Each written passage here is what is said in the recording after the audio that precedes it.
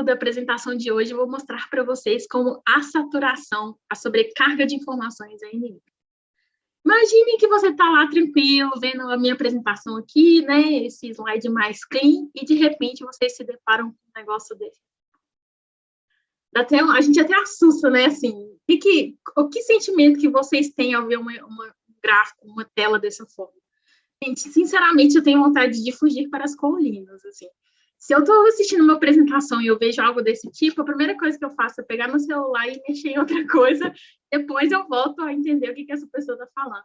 Por quê? Porque eu não quero e eu não vou perder o meu tempo tentando assimilar a quantidade de cores, a quantidade de conteúdos que a pessoa está tentando mostrar aqui para mim, tá? Então, quando você se depara com esse tipo de coisa, você está experimentando uma carga cognitiva excessiva. Tá? A gente está pedindo para o nosso cérebro processar um tanto de coisa ao mesmo tempo que a gente fica assim, meio perdido, sem saber para onde olhar, para o que focar. Então, quando a gente vê uma apresentação, provavelmente vocês já viram alguma apresentação de alguma pessoa assim, cheia de conteúdo, cheia de cores, vê alguma coisa na internet desse tipo, vocês estão sentindo o peso da carga cognitiva, tá? Então, quando a pessoa vê isso no relatório, vê isso uma análise, a menos que essa análise, o salário dela dependa da resposta dessa análise no próximo mês, ela não vai ver o que você está mostrando, ela não vai ver as conclusões que você está querendo mostrar. Então, essa aqui é uma página que provavelmente as pessoas pulam logo ao verem determinado. Tá? E aí, por que eu mostrei essa carga excessiva para vocês? Pensem em uma tela em branco. A gente tem essa tela em branco super clean. Cada elemento que a gente adiciona nessa página absorve carga cognitiva por parte do público, tá? Então, cada elemento, cada cor, cada ponto, bullet que você põe lá na sua apresentação, no seu texto, cada informação que você insere adiciona carga cognitiva, processamento mental das pessoas. Então, olha a diferença de quando a gente tem uma tela em branco, a gente está adicionando conteúdo por conteúdo, pedindo para as pessoas acompanharem nosso raciocínio, ou quando a gente coloca uma tela cheia de carga, de excesso, né, com excesso de carga cognitiva, tá?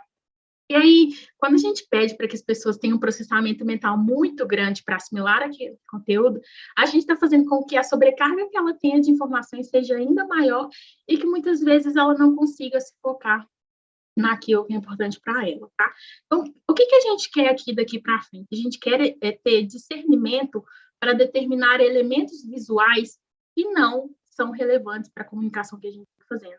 Por exemplo, essa caixa que eu coloquei aqui em cada elemento adicionado não faz diferença nenhuma, nem para a mensagem que eu quero passar, nem para um contexto que eu quero mostrar para vocês. Esse word art aqui que a gente já usou muito, eu sei que muita gente já usou muito por aí, faz diferença nessa página aqui que eu estou mostrando para vocês? Provavelmente não, entendeu? Então, olha, mostrar a página para vocês dessa forma e pedindo para vocês acompanharem o meu raciocínio é a mesma forma de mostrar isso aqui, mas com muito menos processamento mental, tá? Então, utilizar elementos para diminuir essa carga excessiva, diminuir elementos que não acrescentam na apresentação de vocês é super relevante para assimilar esses conteúdos da melhor forma, tá? As pessoas geralmente têm muito medo de espaço em branco, principalmente espaço em branco nas apresentações. Mas, gente, não tenham medo de espaço em branco. Não tenham medo de pausas. Por quê? Espaços em branco são respiros, são momentos que você dá para a pessoa falar assim, nossa, aqui tá ok, eu preciso entender isso, respiro. Entender isso, respiro. E aí você dá para as pessoas o tempo para que ela precise, o tempo de processamento que ela precisa para assimilar todas aquelas informações que vocês estão passando para ela, tá?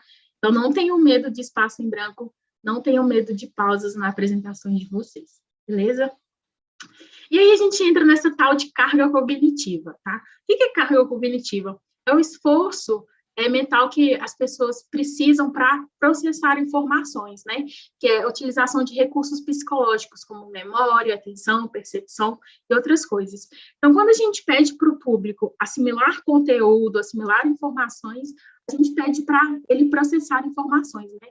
A gente usa o processamento mental dessas pessoas. Esse processamento é o que a gente chama de carga cognitiva, tá? O cérebro humano, ele tem uma quantidade finita desse poder de processamento mental. Então, quando a gente coloca uma tela com fundo amarelo, com muitas cores, com uma desordem visual, o processamento mental, igual a nossa máquina, às vezes, que trava e para tudo, o processamento mental da pessoa, ela não vai conseguir absorver aquilo tudo da mesma forma. E aí, o que muitas pessoas fazem nesse ponto? Elas passam, elas desistem de tentar processar aquilo tudo e, às vezes, desistem de chegar à conclusão que você gostaria que elas seguissem, tá? Então, quando a gente está fazendo uma apresentação para as pessoas, principalmente apresentações públicas, né? Apresentações de artigos, quando você está falando com as pessoas, mostrando um slide, o que mais importa é a carga cognitiva que as pessoas percebem por parte da apresentação que você está mostrando para elas, tá? O quanto que essas pessoas acreditam que elas vão precisar se esforçar para entender a mensagem que você está passando para elas. Quanto menor o esforço, quanto menor a carga mental que a gente solicita para essas pessoas, mais ela vai prestar atenção, focar naquilo que a gente está falando e mais ela vai assimilar o conteúdo que estamos passando para ela naquele momento, tá? E aí a gente entra no que a gente chama de saturação. O que é saturação? São aqueles elementos que ocupam espaço, pedem um processamento mental, né, mas que não aumentam o entendimento das pessoas, tá?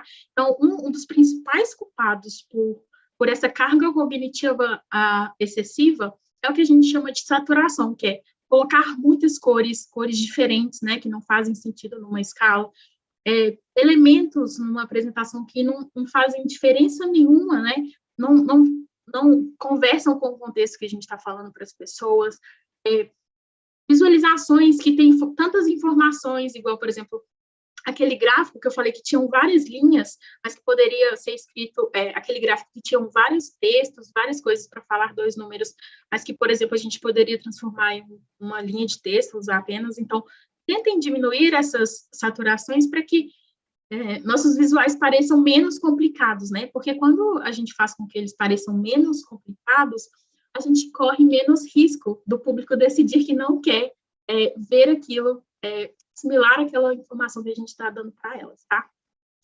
E aí a gente vai entrar numa parte muito legal que eu nunca teria visto se eu não tivesse conhecido um designer que me mostrasse isso, né? Que é uma coisa que eu acho que todas as pessoas que fazem análise de dados deveriam entender, que é os princípios da Gestalt de percepção visual, tá?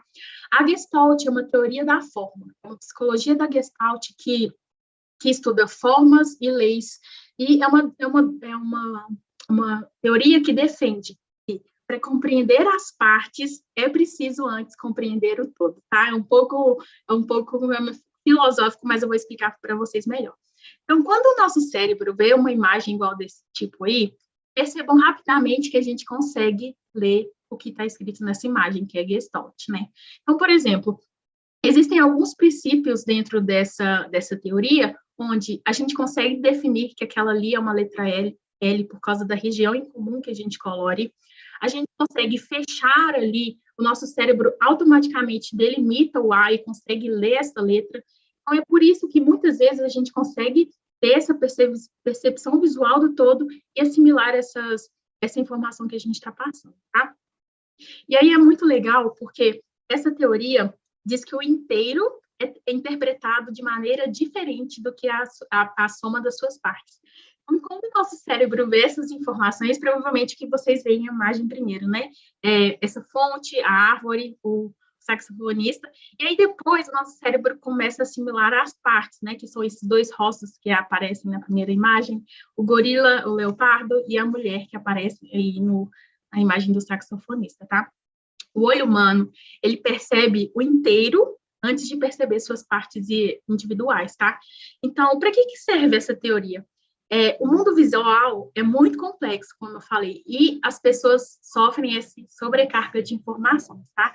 Então, o cérebro, ele desenvolveu formas e estratégias para lidar com essa confusão.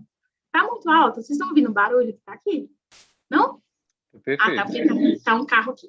Então, o cérebro, ele desenvolveu metodologias, estratégias para lidar com essa confusão que é o mundo, essa confusão de coisas que a gente vê no dia a dia, né? Então, lembrem-se dessa frase. Nossa mente sempre vai procurar a solução mais simples para um problema, tá? E se a solução que ele encontra nos seus relatórios é decidir que ele não quer gastar processamento mental analisando aquilo, ele vai pular e vai passar para a próxima. Não vai assimilar nenhum dos conteúdos que você está mostrando para ele, tá? Então, simplifiquem ao máximo possível as informações que vocês estão transmitindo. E aí, o primeiro princípio que a gente vai ver é esse princípio da proximidade. O nosso cérebro, ele interpreta objetos próximos ou semelhantes como parte de um mesmo grupo, tá? Então, percebam que na primeira imagem aí a gente vê 3 grupos. O quadradinho ali, composto pelas 4 bolinhas, o triângulo e essas outras 5 bolinhas. Automaticamente, nosso cérebro forma esses grupos por causa do princípio de proximidade, tá? E aí, quando a gente, por exemplo, coloca essas bolinhas, assim, mais próximas na vertical, né? E mais afastadas na horizontal, o nosso grupo forma esses grupos e a gente consegue ver essas linhas automaticamente, tá? Então, apenas por diferenciar esses passos entre os pontos, o nosso cérebro associa esses grupos e aí a gente vê dessa forma como vocês estão vendo, tá? Então, da mesma forma, se aumentar o espaçamento na vertical e diminuir o espaçamento na horizontal, a gente vai ver agora os grupos em linhas ao invés de ver os grupos em colunas, tá? Esse é um princípio muito legal. O próximo princípio é o princípio de similaridade. Então, objetos que têm cor, forma, tamanho, orientação semelhantes são percebidos como relacionados ou pertencentes a parte de um grupo, tá? Então, vocês podem ver que nesse exemplo que eu estou mostrando para vocês, a gente percebe 2 tipos de grupos diferentes. Os grupos relacionados às bolinhas, e dentro das bolinhas, os grupos relacionados às bolinhas de cores azuis, e do lado direito, o grupo pertencente aos xizinhos, né, e aos quadradinhos que têm uma cor diferente dos demais. Então, mesmo que eles estejam um pouco afastados, o cérebro automaticamente vai pensar como os quadrados como mesmo parte de um grupo, por causa da forma, por causa da cor em destaque, tá? Então, nosso cérebro automaticamente determina esses padrões e, como eu falei, eles vão pensar na forma mais simples possível de ver aquilo que estamos vendo. E aí, olha, por exemplo, que quando a gente está olhando essa segunda imagem, automaticamente a gente vê, parece que as bolinhas têm o mesmo espaçamento, mas automaticamente a gente vê eles em linhas por causa das cores em azul. A gente poderia ver eles também na vertical, porque o espaçamento é o mesmo. Mas quando a gente coloca o mesmo grupo ali nas cores, na linha, a gente vê automaticamente as linhas e não as colunas, as verticais, tá? E como que a gente pode usar esses 2 princípios que eu mostrei para vocês, como o princípio de similaridade em gráficos? Uma coisa que vocês já estão muito acostumados, que é esse gráfico, né, de pontos de dispersão. Então, esse gráfico aí eu estou mostrando alguns dados desses pinguins, né? E quando a gente utiliza essas formas e cores para diferenciar cada um desses grupos, fica muito mais fácil para o cérebro entender que o quadradinho azul é um dos grupos que a gente está mostrando para ele, a bolinha ali laranja também é outro grupo, e mesmo que eles estejam misturados, né, as bolinhas e os triângulos, eles são partes de grupos diferentes, tá? Então, nosso cérebro começa a fazer essas associações de forma bem mais simples. O próximo princípio é um princípio que a gente fala de acercamento, que achamos que objetos que são delimitados por alguma linha ou alguma coisa, eles fazem parte de um grupo. Então, olha aí nesses exemplos que eu estou mostrando para vocês, mesmo que a gente tenha as bolinhas ali de fora, quando a gente faz um cercamento, uma delimitação ali, a gente acha que aquelas bolinhas, mesmo que não tenham cores iguais, façam parte de um mesmo grupo. E aí, como que a gente pode usar isso no dia a dia, né? Quando a gente está fazendo uma análise de previsão, por exemplo, e a gente quer adicionar a previsão ali naquele mesmo gráfico, a gente pode delimitar o espaço real e o espaço previsão para facilitar com que as pessoas diferenciem esse ponto de corte de um para o outro, quando é real, quando é previsão, fazendo com que ela assimile de forma mais rápida, tá? Esse ponto.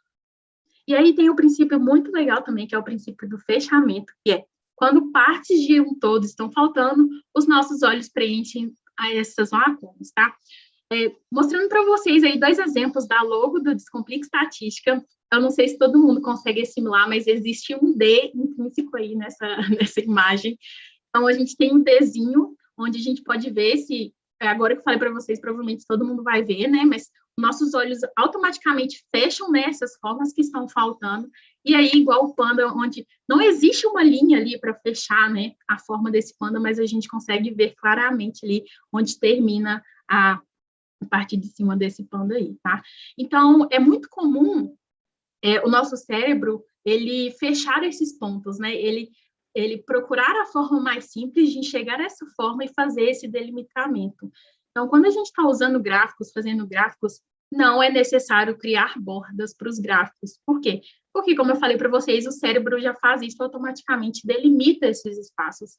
Então, vocês podem diminuir a carga mental que as pessoas vão precisar para analisar o seu gráfico, só de tirar aquelas bordas que não são necessárias para o nosso cérebro entender aquela informação que a gente está passando, tá? O próximo princípio é o princípio de continuidade. Quando a gente olha esses objetos, a gente busca o caminho mais suave e cria continuidade quando a gente está vendo essas coisas, no que a gente vê naturalmente, tá? Então, mesmo que essas continuidades não existam, então, olha, quando a gente olha a figura ali, a gente vê, né, a continuidade, um quadradinho dentro do outro. Ali também no 2, a gente vê um quadradinho dentro do outro. E no 3, mesmo que esse quadradinho não esteja, a gente continua vendo um quadradinho em cima e um quadradinho embaixo, tá?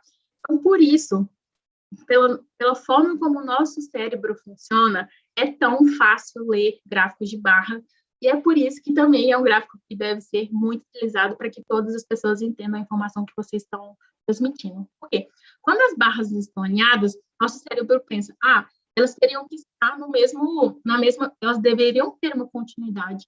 Elas não têm essa continuidade, significa que uma grandeza numérica é menor que a outra, e por isso elas estão sendo diminuídas. Então, por isso que é muito fácil de comparar valores em um gráfico de barras, por exemplo, e não é tão fácil comparar em um gráfico de pizza, por causa desse princípio de continuidade, tá?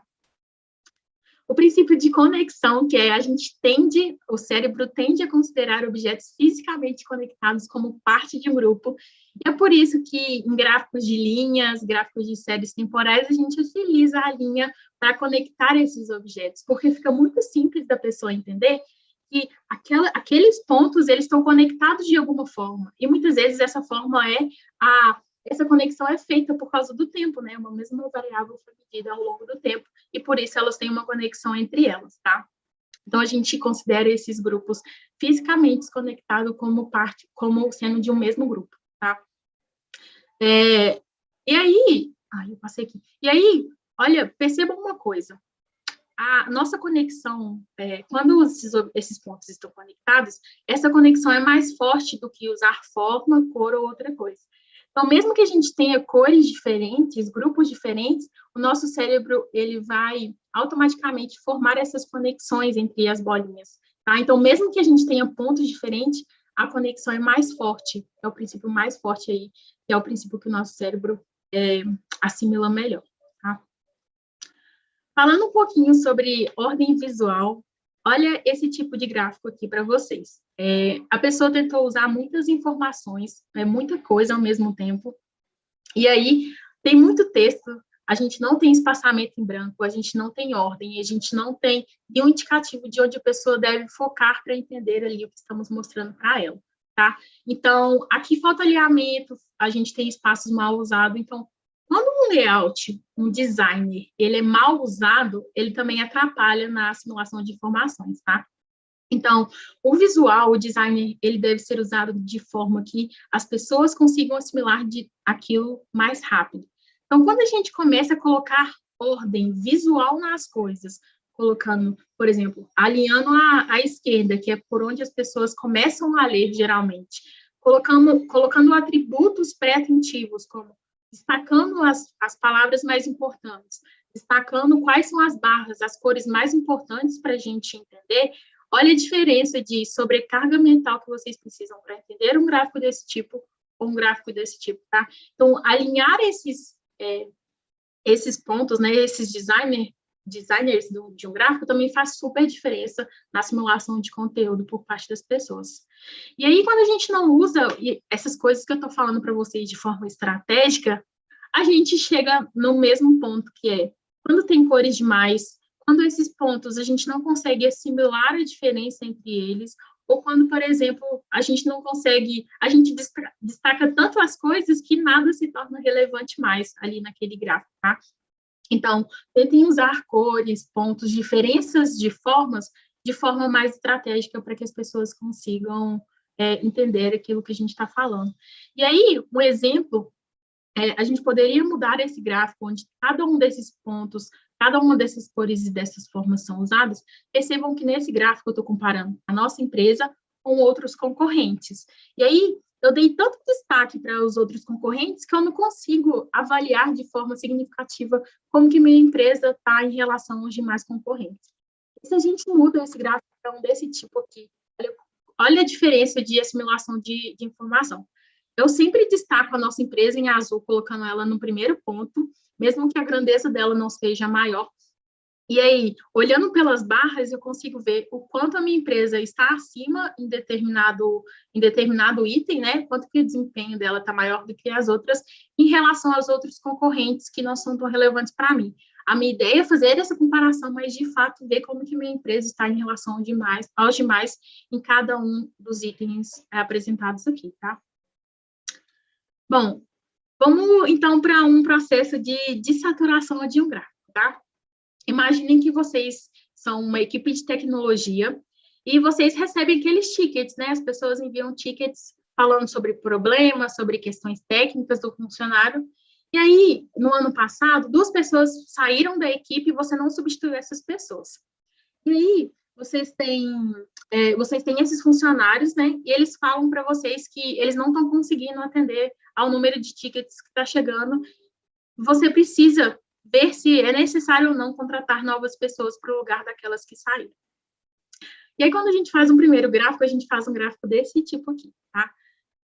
Baseado em tudo que eu mostrei para vocês agora, quais são os elementos que a gente pode retirar desse gráfico? Alguém se habilita? Gilvan, professores aí? Quais são todos os elementos que a gente pode diminuir para fazer com que a sobrecarga mental seja diminuída e a mensagem que a gente passa seja a mesma? Vou tentar, tá? Se eu errar aqui, eu vou passar vergonha. Não, que isso? Olha lá, ó. Você tem no eixo, o que eu tiraria ali? As 2 casas decimais, que eu não estou informando nada, porque são zeros. Eu tiraria o símbolozinho diferencial, porque você já está conectando o grupo por cor, com a linha, e com a cor da linha, então não precisa desses quadradinhos.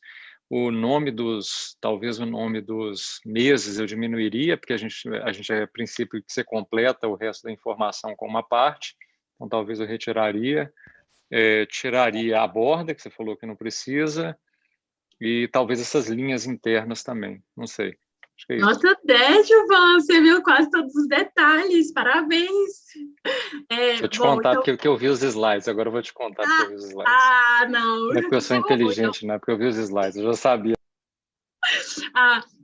Então, bom, tirando primeiro a borda, né, pelo princípio de acercamento, a gente não precisa daquelas bordas. O próximo ponto é diminuir essas linhas, porque às vezes não é necessário conectar esses pontos ali às linhas.